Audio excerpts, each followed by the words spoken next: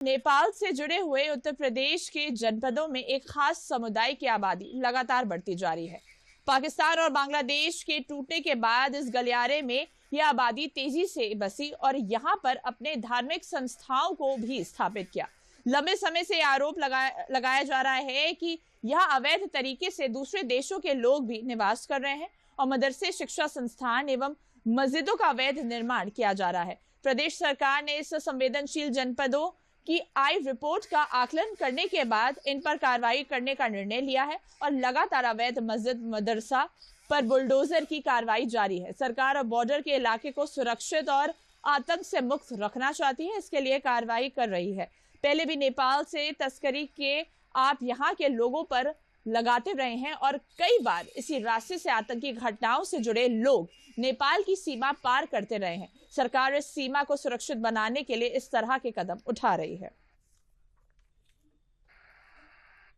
तो इस खबर पर अधिक जानकारी देने के लिए हमारे साथ हमारे संवाददाता आशुतोष शुक्ला जुड़ चुके हैं। आशुतोष जी, देखिए, योगी सरकार लगातार जो बॉर्डर के पास जितने भी जिले हैं वहां पर जितने भी अवैध निर्माण है, अवैध धार्मिक निर्माण है, उसको ध्वस्त करने में लगी हुई है। किस दिशा में ये कार्य आगे बढ़ रहा है?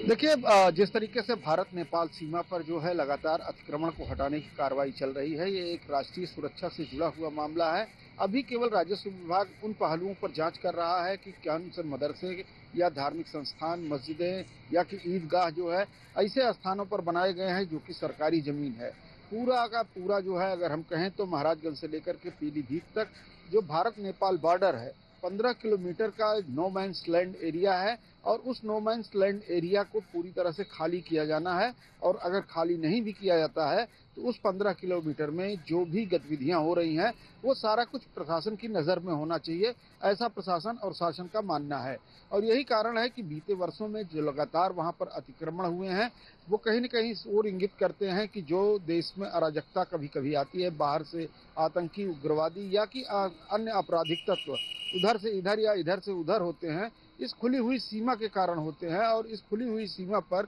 चौकसी तो रहती है लेकिन पूरी सीमा खुली हुई है। यही कारण है कि सारी सीमा पर रहने वाले लोगों को फिर से एक बार एग्जामिन किया जा रहा है। उन तमाम सारे अवैध रूप से चल रहे मदरसों को जो कि भारतीय शिक्षा नीति का पालन नहीं करते हैं,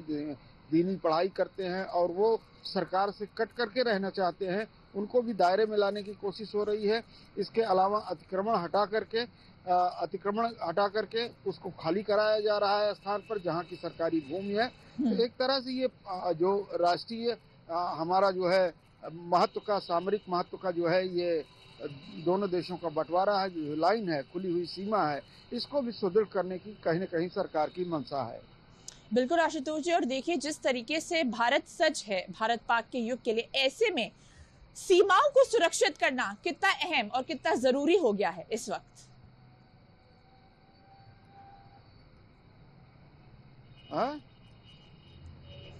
आशुतोष जी, जिस तरह से देखिए भारत सच है, भारत जहां तक सीमाओं की बात है, जिस तरह से सीमाएं इस वक्त अस्थिर हुई हैं पाकिस्तान बॉर्डर पर, और पाकिस्तान के तमाम सारे अतिवादी तत्व जो है वो नेपाल की सीमा को आसान पाते हैं, यहाँ से घुसना आसान पाते हैं और यहाँ से घुस करके पूरे देश में फैल जाना उनके लिए कोई बड़ी मुश्किल बात नहीं होती है।